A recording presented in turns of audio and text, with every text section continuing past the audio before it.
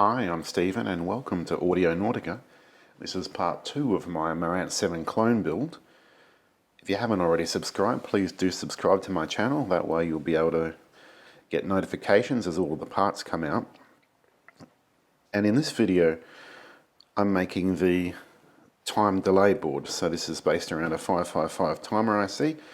And the idea is to give a delay before connecting the outputs when the amplifier is turned on to prevent any thumps.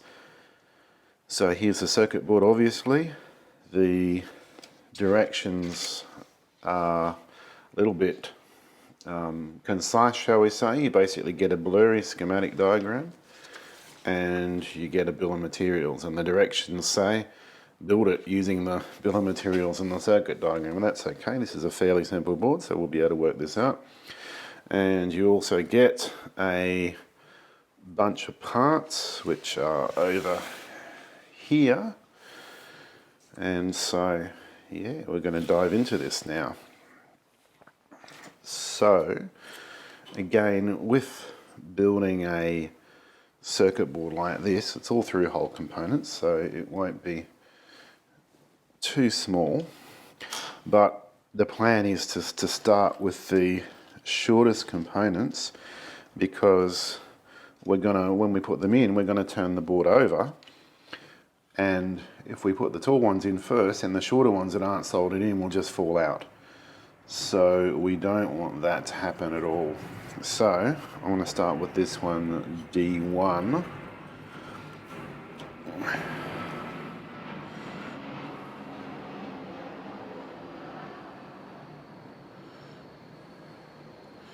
He goes there.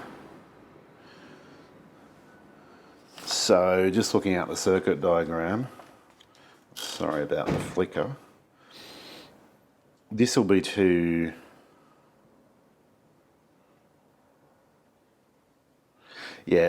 catch any back EMF off the coil of the relay. So that's basically all that this die does. So I've got my little lead bending jig, and we'll probably go with 0.4 of an inch for this guy.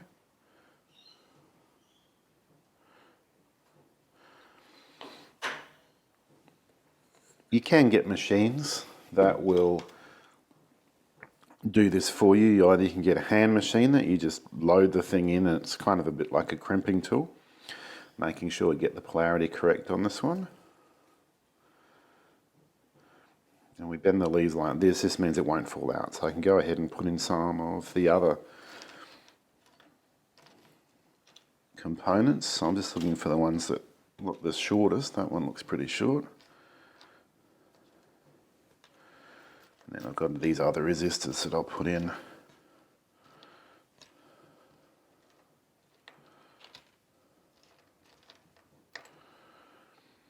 Okay, so these are these are Dale resistors, which is a really nice brand. I can only assume that they're using these because they must just have a bunch of them, because I don't really know why you would use resistors like this in a 555 board, but there you go. Okay, so this one's R9, 470 ohms.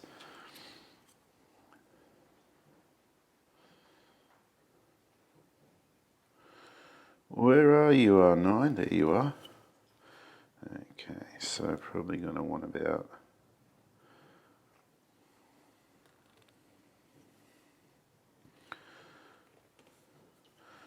I'm guessing that's about 0.55.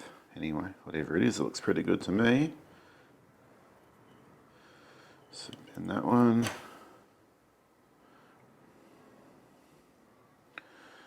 And in he goes.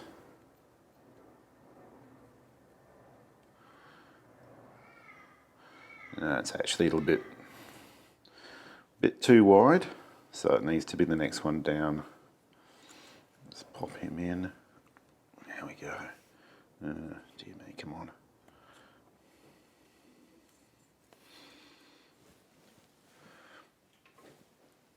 just with a little bit of persuasion.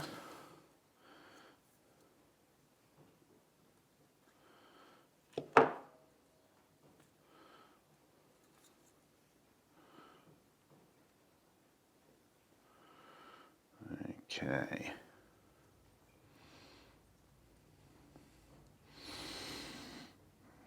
Okay, so that's R9. Now, what have we got with these guys?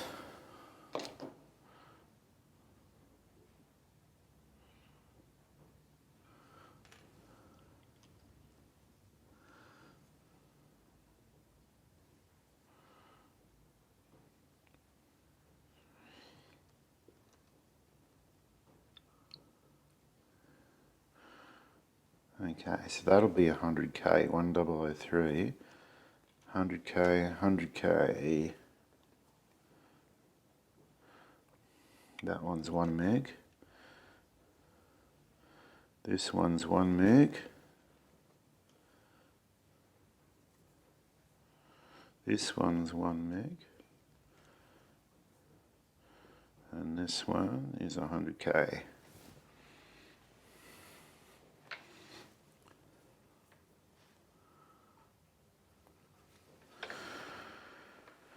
So,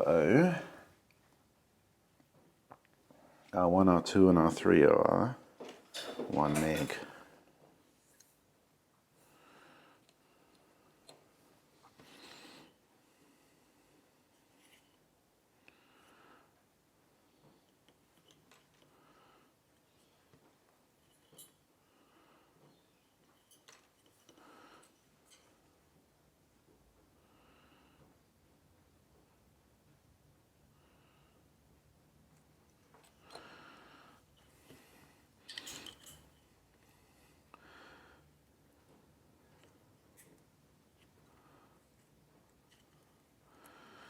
Just check I've got spacing right on the first one.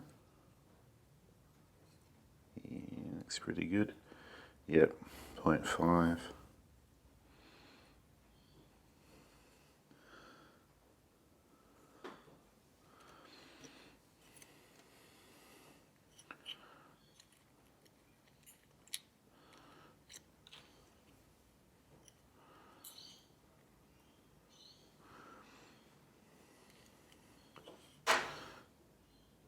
It's always good practice to put these in so that the writing is around the same way.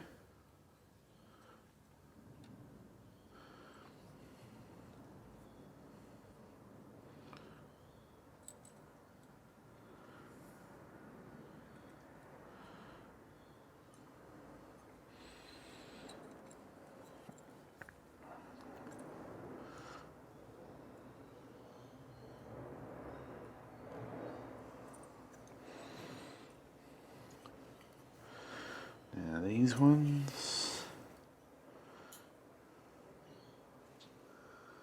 So this is R4, R5, R6. This should be 100k.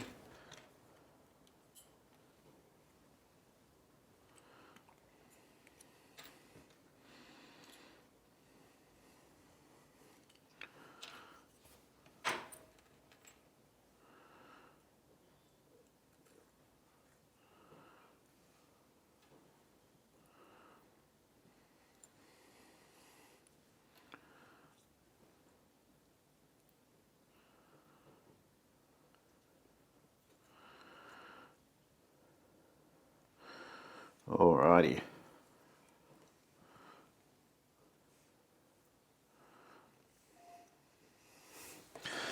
So I'm going to solder these in now. As you get to the point where you just get so many legs sticking out that you can't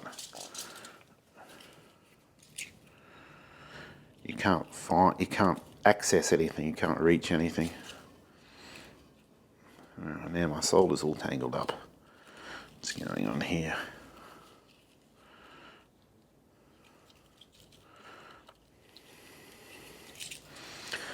Okay. Right, so firstly we've got to put the correct tip on.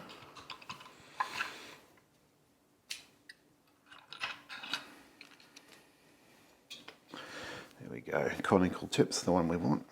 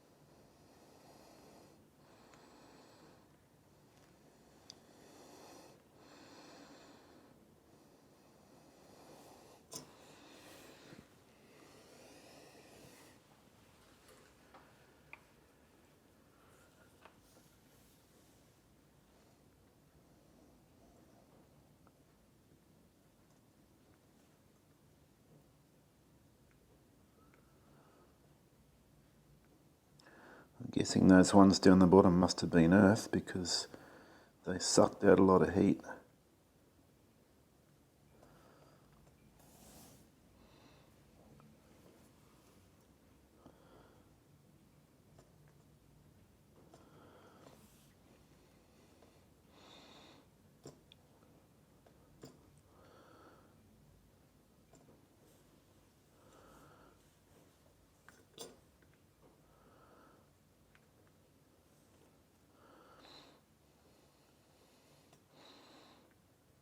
Okay.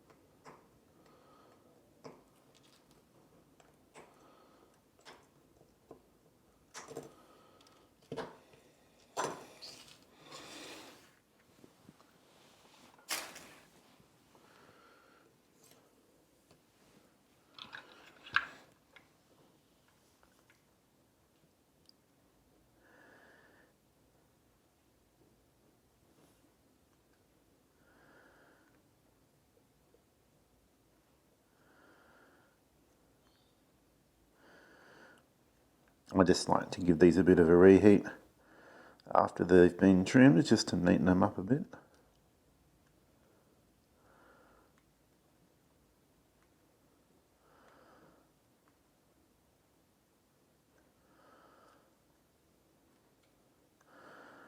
Okay.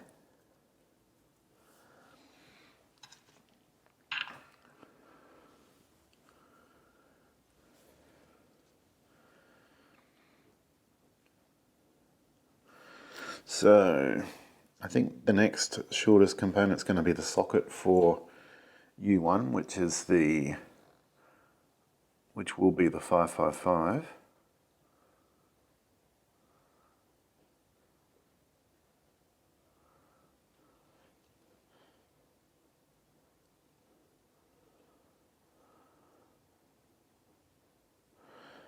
It's funny. According to the schematic, it's U2. The parts, the bonnet says that it's U2, which can't possibly be correct, because there is no U2.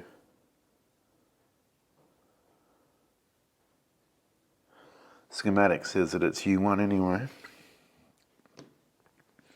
So the kit comes with this socket, but I hate these kind of sockets. They're just really unreliable. These little springs that make contact with the legs of the IC, they just come out too easily. So it's far better to use a machine pin socket like this,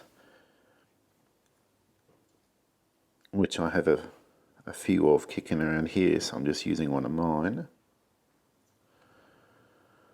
So we pop that in there.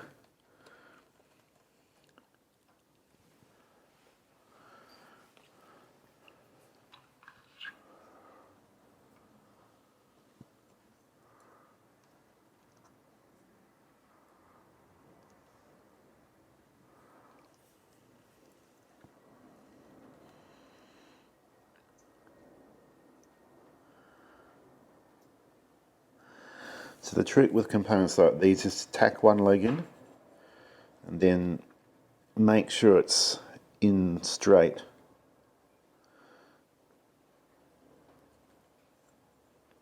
Before soldering the rest in.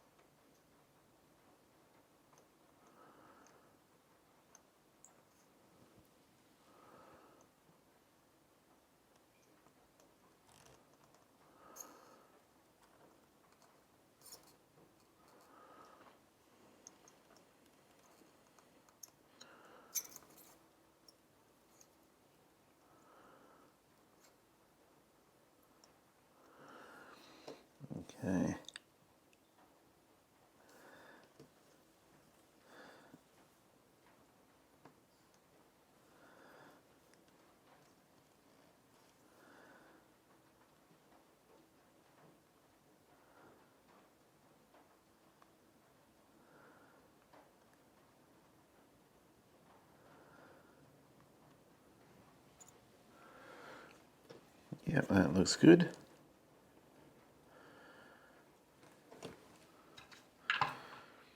Right, so now we've got this dip switch, which is used for switching in and out these resistors here, which will set the time constant, which will set the delay time. I think it's all a little bit redundant really, because we're just going to set this to one value and that's it. So we could actually just, you know, put in the right components for that value and leave the rest out. But, you know, they've obviously designed this thing to be flexible, which is why they've done this. So once again, we just need to make sure that this is in flat to the board. So I'm pushing it from behind with my finger as I reflow the leg that I tacked in, and I could feel it moving down a little bit as I did that, so it wasn't quite flat on the board. So that's why you need to do that.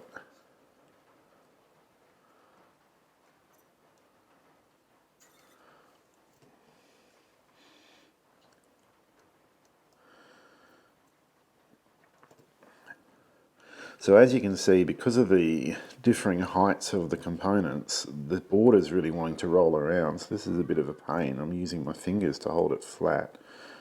It would be easier with a holder. Well, this board is so small that I could put it in the vise, but that would mean I'd have to get up and get the vise. And you know, it's not a big enough of a nuisance to worry me. I'm kind of used to this. But yeah, I think if you were getting started out or hadn't had a lot of experience in soldering, you probably aren't quite used to holding 4 different things all at once. So a holder can make it easier.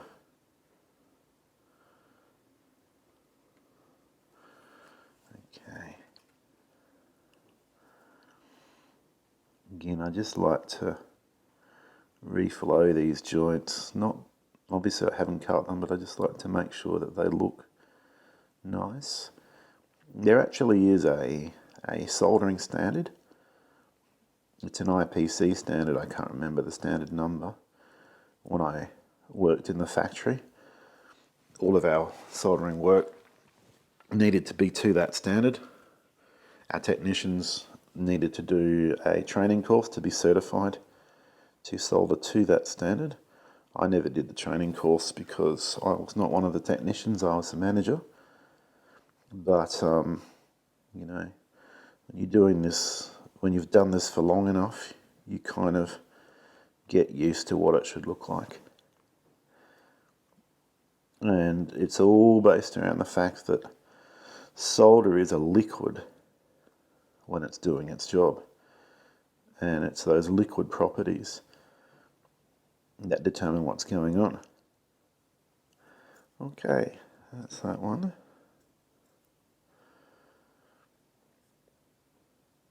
You'll notice that I didn't bother about which way around it goes in, because it doesn't matter. Alright, trying to work out who's going to be the next lowest. Maybe this guy here. Maybe not, let's have a look.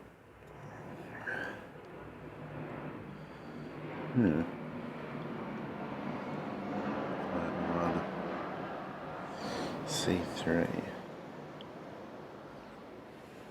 This part's a little bit too big for this footprint, but it's alright, it will fit. But I'm not going to put him in yet. So again, we've got a, sorry, this light, this Maggie lamp flickers, so let's take that away.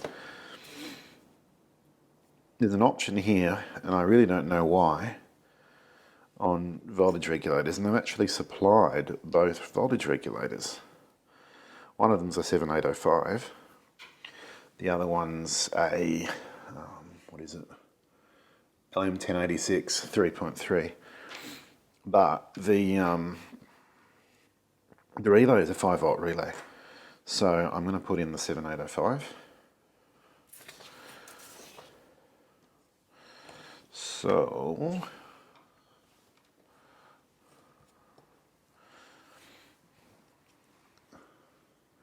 7805. Now, because it's designed to lie down like this, what I've got to do somehow is bend the legs so that it will sit in there properly, which could be easier said than done.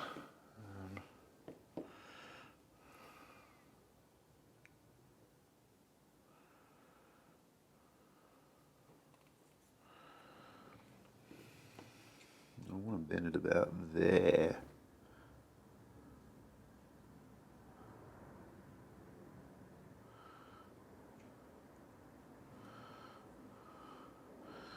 Actually,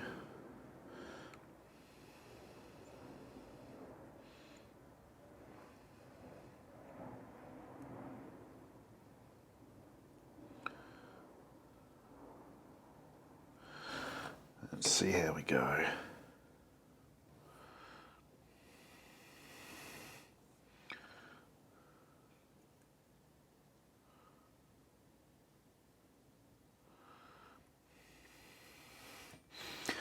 Fingers crossed. I just kind of did that by eye.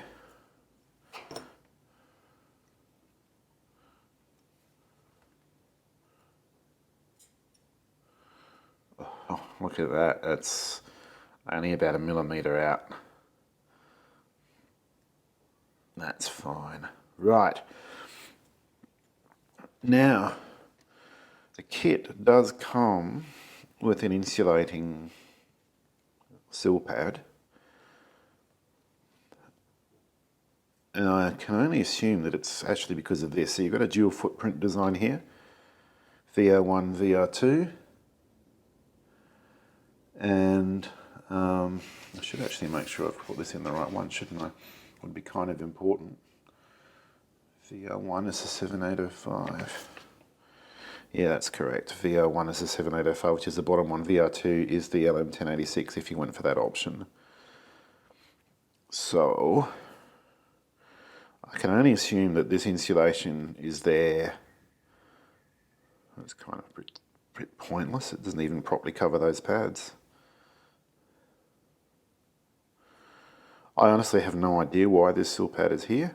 I can't see it achieving anything. It also comes with one of these little insulating sleeves, which again, I don't think achieves very much, because the pad is not connected to anything.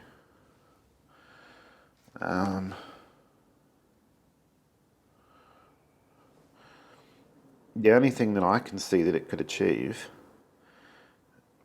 and I don't really see the point, is to actually insulate the nut and the bolt that we're about to put through there from the pad. It should be earth anyway, if it's a 7805. Let's just confirm that.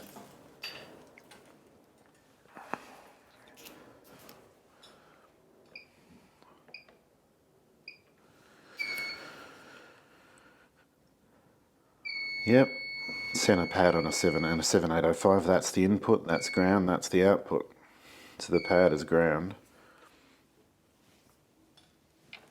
So I really have no idea why that's insulated. Anyway, I seem to have mislaid my nut and my bolts. I'll have to go and look for one.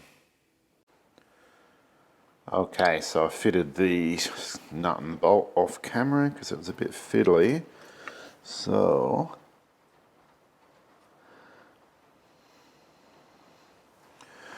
now we just need to solder this one in. There we go. Legs poking through.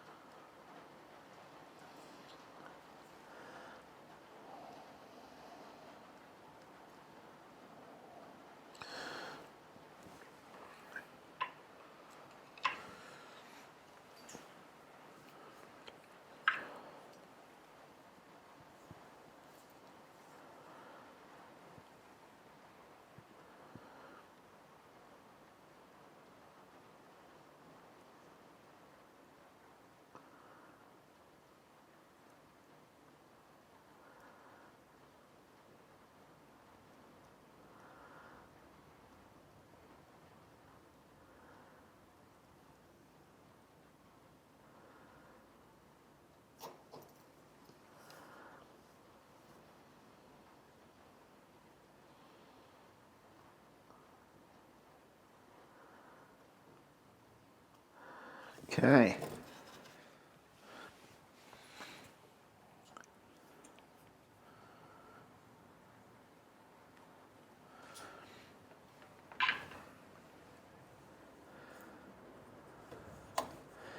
It's a 7805 in. All right, let's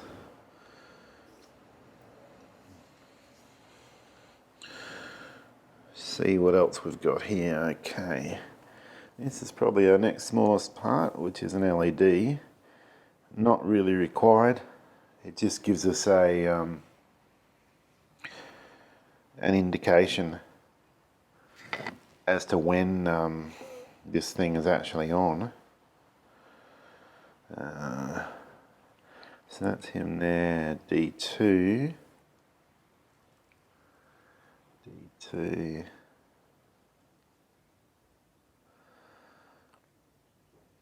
So positive side is to there. No, I can never ever remember in LEDs which way around is which. And that's why we have multimeters, right?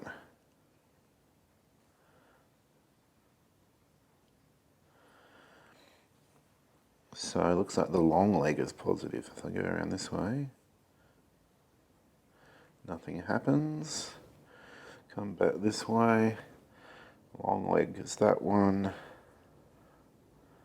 Yeah, the long leg is positive. So that goes there.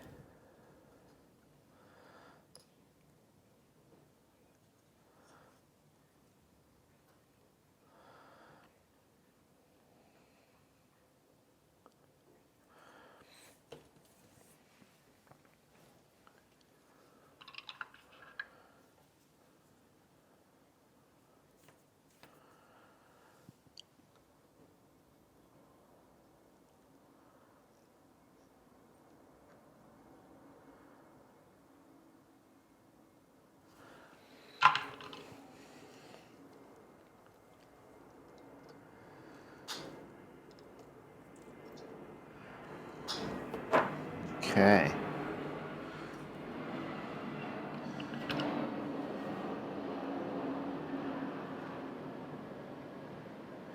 Sounds like it's peak hour at the airport.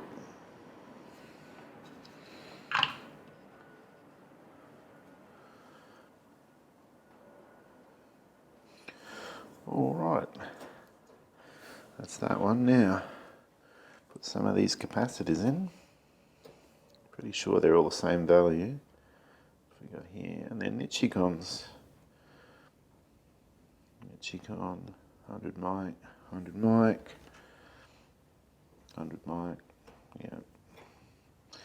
So it should be C1, C2 and C4. C1.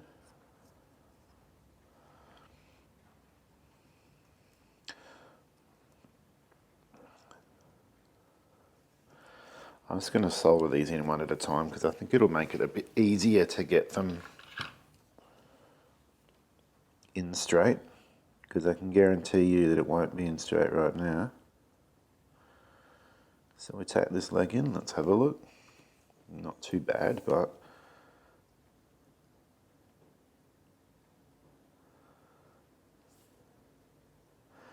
there we go, nice and straight.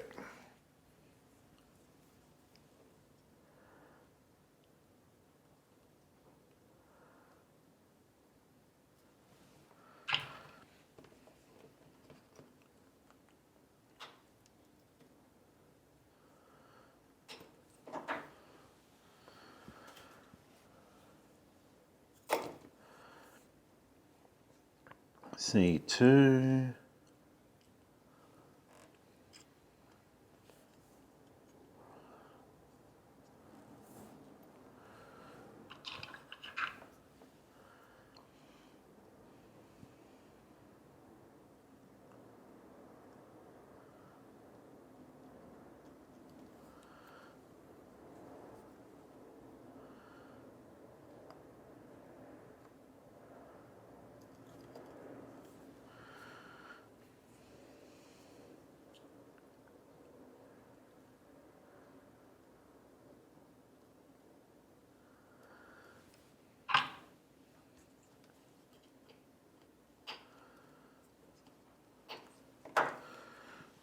Right. C4.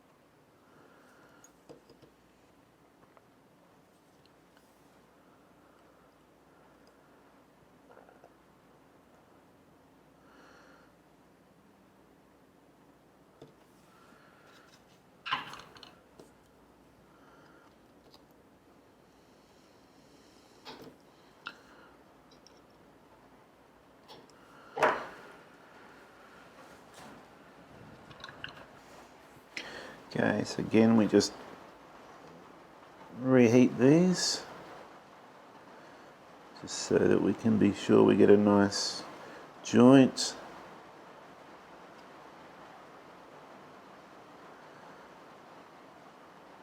Okay. Now about this little fella here. I think this is C3, I'm pretty sure. C3.100 might, yeah.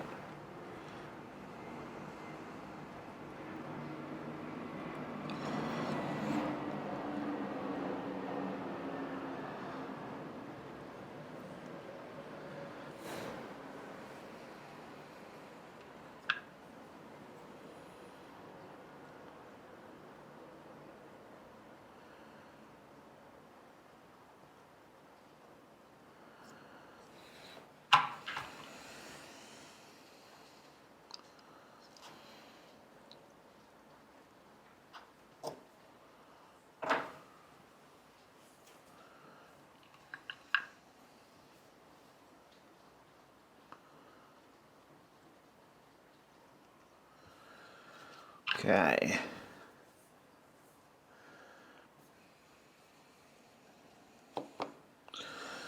So we're actually running out of bits now. We've just got the connectors and the relay, and that's it. So I'll do the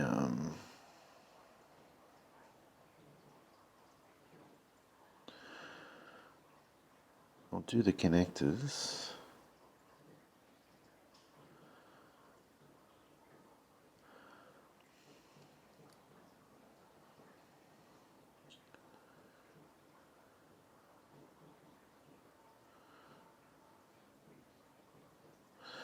It doesn't look like it actually switches the signal. No, the ground. No, it doesn't. It just switches the signal side. Which I guess is okay.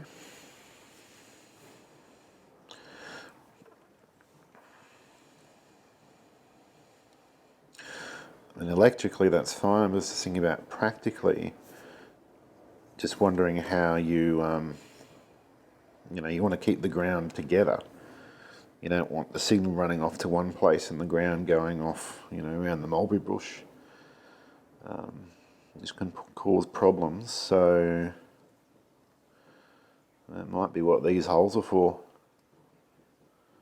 I'm guessing these holes are ground. Let's just find out.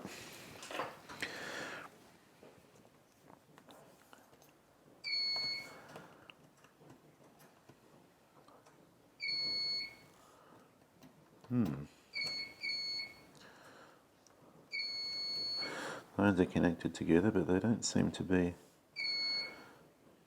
Not sure what's going on there. Anyway, I'll need to put some more thought into that before I actually wire it up. Now, so remember how I was telling you about the short components will just fall out? So this connector is slightly shorter than the capacitors. I could just fudge it that way.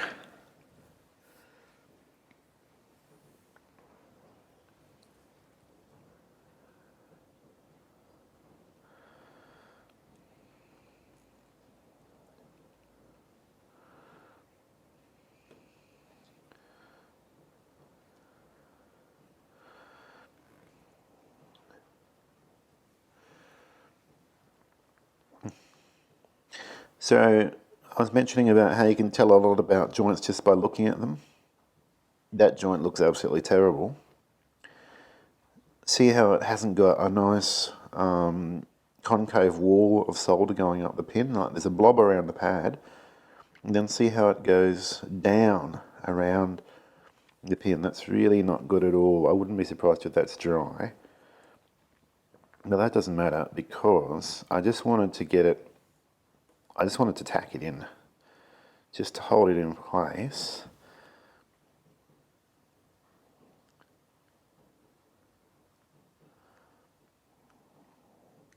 I still don't like the look of that, but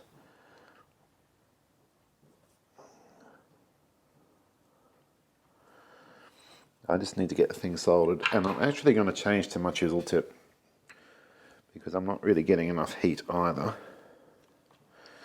And also something like a little bit of liquid flux will help as well.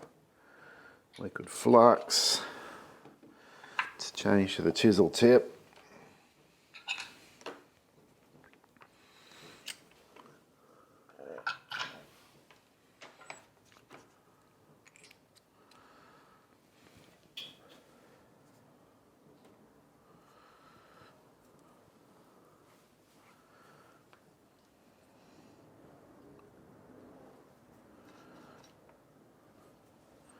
Oops. Okay.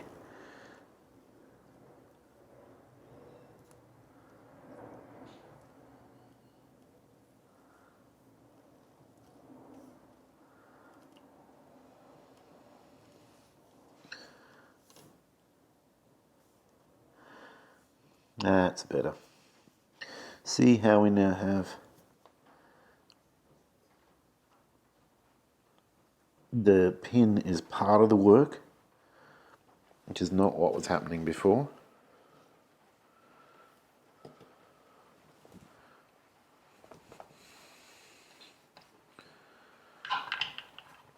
Right, now I seem to have lost a couple of connectors, so I'll just have to go rummaging for those.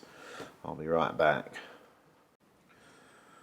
Okay, we put these connectors in now.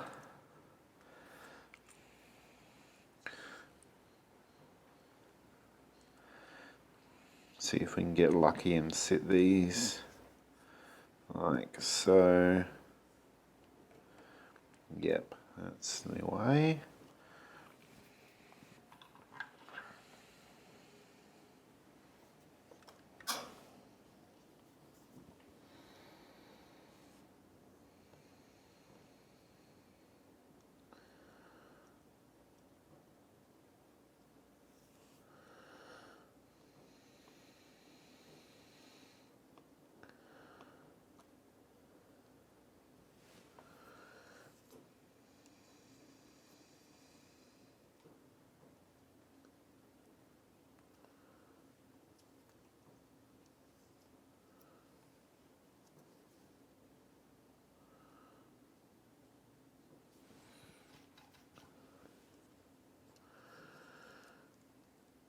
Okay.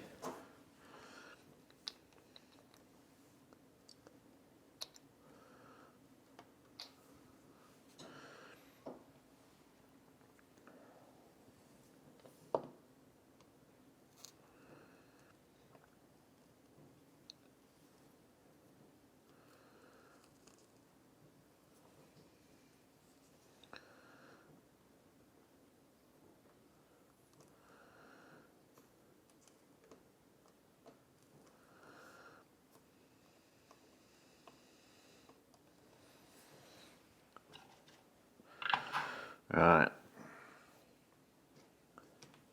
That leaves the relay.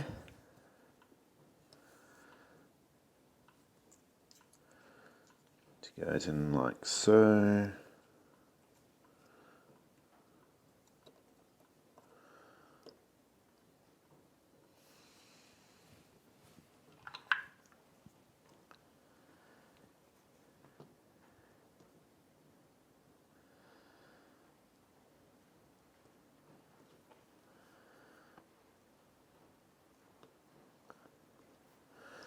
Tack it on two sides, check it, looks pretty good to me. Yep, does look pretty good.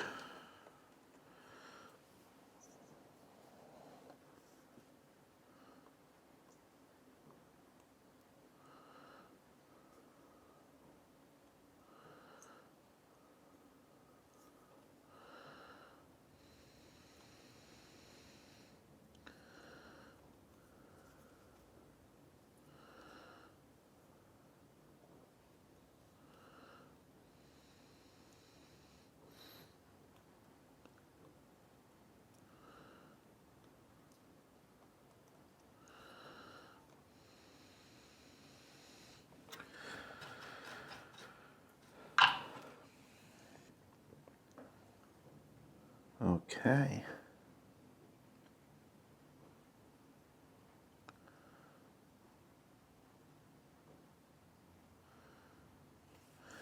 Doesn't look too bad.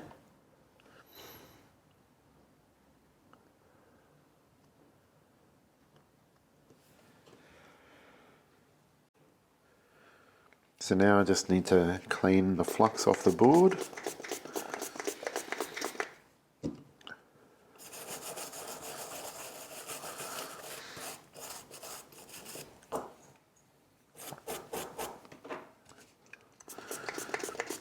I'm just using ISO on this occasion.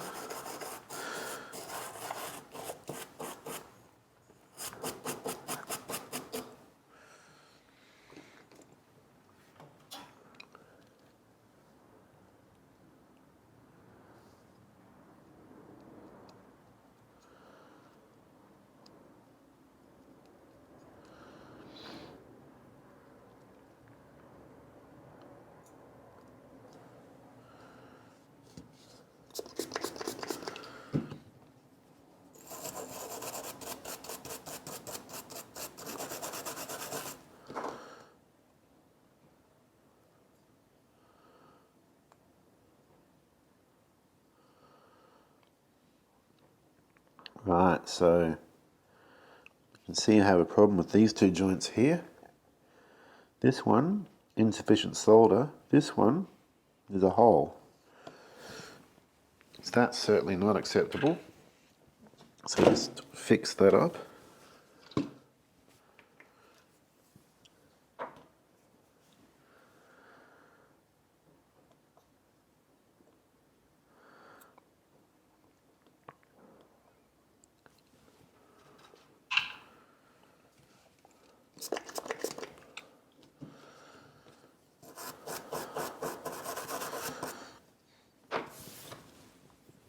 Okay.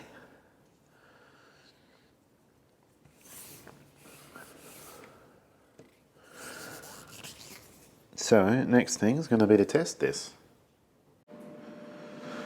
Okay guys, I haven't put the 555 in yet because I'm going to test the power supply first.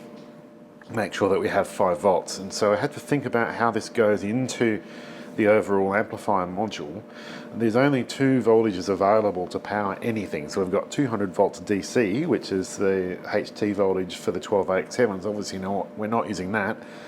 The only other voltage that we have is a regulated 12.6 volts DC, which is the heaters. Now we can use that rail to power these other boards as well, because they've just got their own 7805 series regulators. So that will quite happily work off 12.6. So I've got my power supply here to give me 12.6 volts. And so basically what I want to do is with my multimeter, I want to verify that when I turn the voltage on, that I get 5 volts. So please bear with me. This is just all a little bit awkward because I don't usually have the camera in this position and everything is completely in the wrong place.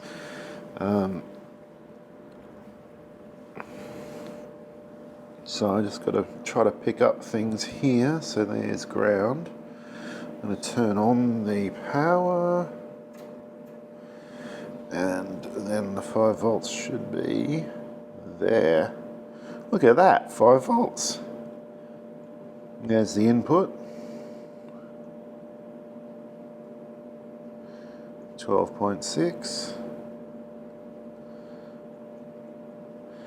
And there's the output, 5 volts. Excellent.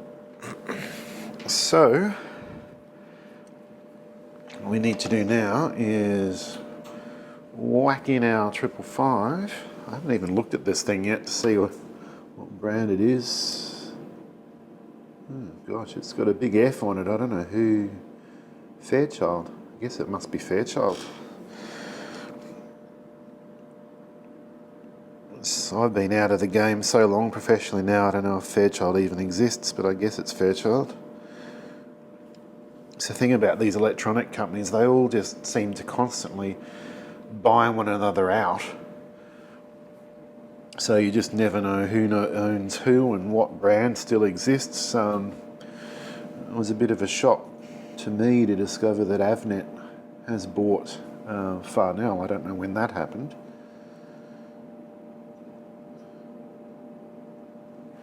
Okay.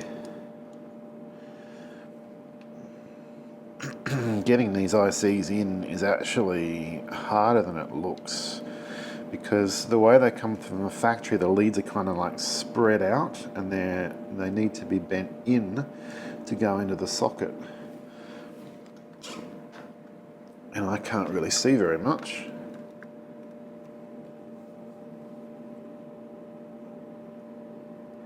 And these capacitors are kind of in the way as well. So my other little trick is to do this.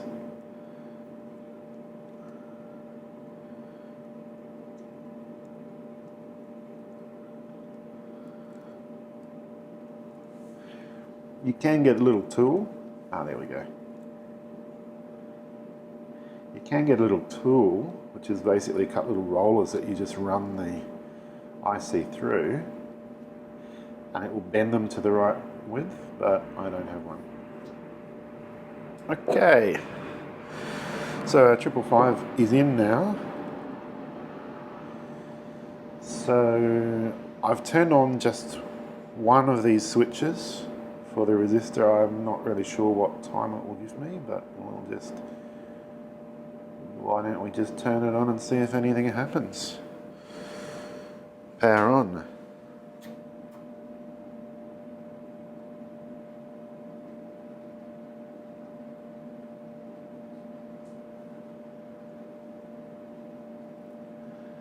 Nothing's happening.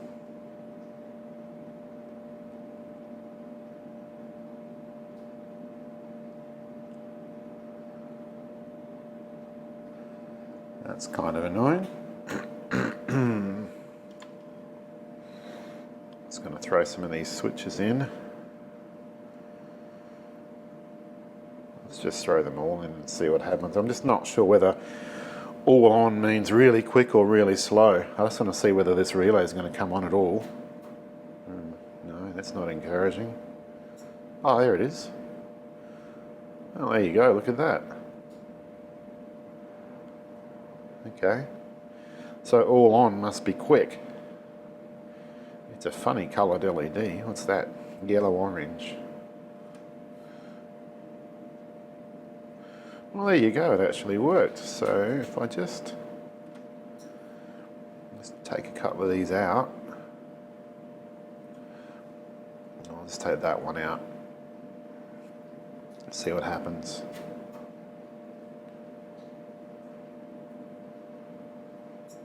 That was about 5 seconds. I'll just pop him back in.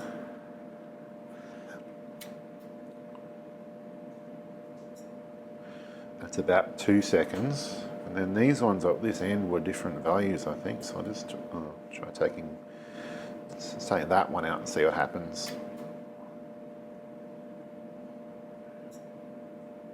You know, it's about 3 seconds. It's about 2 seconds, I think.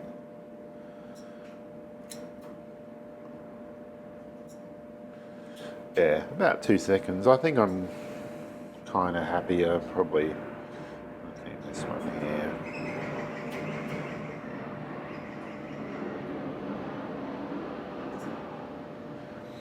Anyway, I think that's about 3 to 4 seconds, so I'll just leave it there. But there we go, that is our delay board. So that's one board built, 2 boards to go. I'm going to build the channel selection board next. So I look forward to seeing you on that video. I hope you liked this one. Please give me a thumbs up and subscribe. And I look forward to seeing you when we build that channel selection video. Bye for now.